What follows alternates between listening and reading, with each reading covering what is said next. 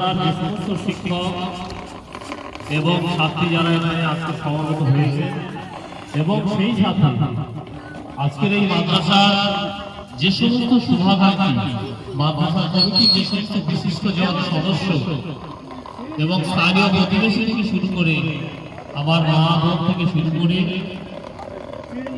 ছোট ছোট ছাত্র ছাত্রী যারা এখানে আজকের এই প্রাঙ্গণে সমবেত হয়েছে সকলকে আমার আন্তরিক শ্রদ্ধা এবং অভিনন্দন। আজকের আমরা স্বাধীনতা দিবস উপলক্ষে এই মাদ্রাসার প্রাঙ্গণে আমরা সমাবেত হয়েছি। আমরা সকলে জানি 1947 সালে 15ই আগস্ট 1354 বঙ্গাব্দে 29শে শ্রাবণ দিনটি ছিল শুক্রবার।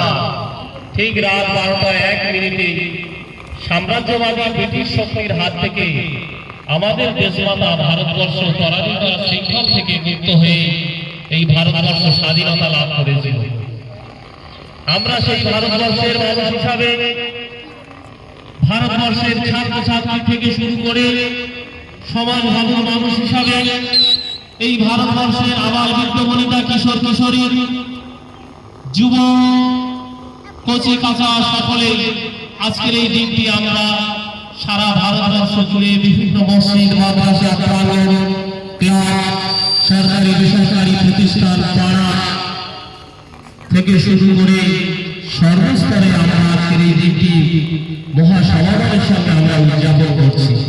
ঠিক একইভাবে আজকের আমরা এখানে আজ সেই শুক্রবারের মধ্যাহ্ন আসফকালীন সময়ে মাদ্রাসাতুল বারাত আম্মাজান আয়েশা মাদ্রাসার প্রাঙ্গণে এই মাদ্রাসার সমস্ত শিক্ষক থেকে শুরু করে অসংখ্য অগণিত ছাত্রী তাদের উপস্থিতিতে এবং স্থানীয় শুভাকাঙ্ক্ষী প্রতিবেশী ও মাদ্রাসা কমিটির উপদেষ্টা মণ্ডলীর উপস্থিতিতে আজ আমরা স্বাধীনতা দিবস উদযাপন করছি।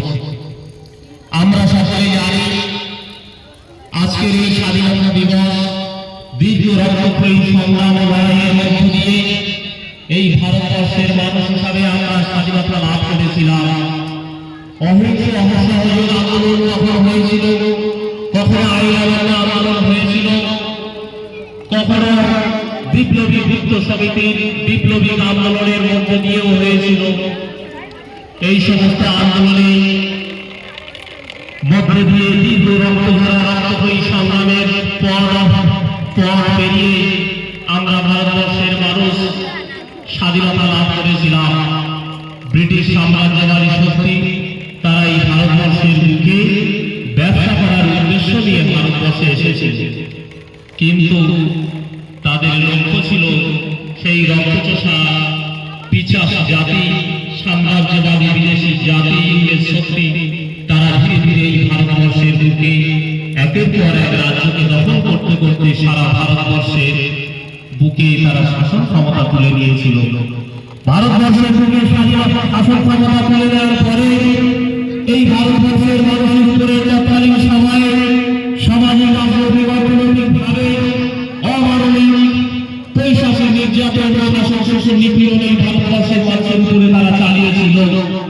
রাজনৈতিকভাবে ভারতবর্ষের মানুষের উপরে তারা নানাভাবে তাদের স্বার্থ চরিতার্থ করার জন্য তারা রাজনৈতিক বিভিন্ন আইন চালিয়েছিল।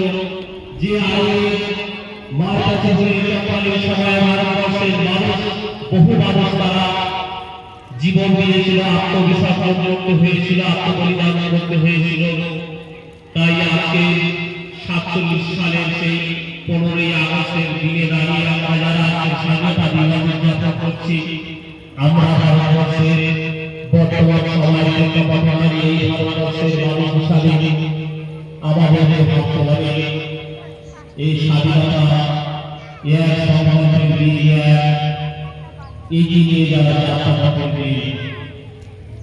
আজকে আমরা যারা স্বাধীনতা বিশ্বাস হিসাবে ভারতবর্ষের প্রতি দাঁড়িয়ে আমরা স্বাধীনতা বিশ্বাস প্রশ্বাসে আমরা যারা উপভোগ করি, স্বাধীনভাবে যারা আমরা আমাদের মতামত ব্যক্ত করতে পারছি, আজকে আমরা কিন্তু তৎকালীন সময়ে আমাদের সেই বীর যোদ্ধা বীরাঙ্গনাদের কাছে আমরা সকলেই ঋণী, যারা তাদের অক্লান্ত পরিশ্রম, তাদের সীমাহীন ভাবনা চিন্তার মধ্য দিয়ে বহু বীরের জেল হাওয়ার মধ্য দিয়ে, বহু বীরের ফাঁসিকাটে বলি চলার মধ্য দিয়ে, বহু মানবতার বীর সন্তানের কারাবাস ভোগের মধ্য দিয়ে, বহু মানুষের সন্তান হারার মধ্য দিয়ে আজকে আমরা যে ভারতবর্ষের মানুষ স্বাধীনতা পেয়েছি, আমরা বর্তমান সময়কার এই ভারতবর্ষের মানুষ হিসাবে আমরা সকলে সেই সমস্ত বীর বীরাঙ্গনাদের কাছে আমরা সকলেই ঋণী।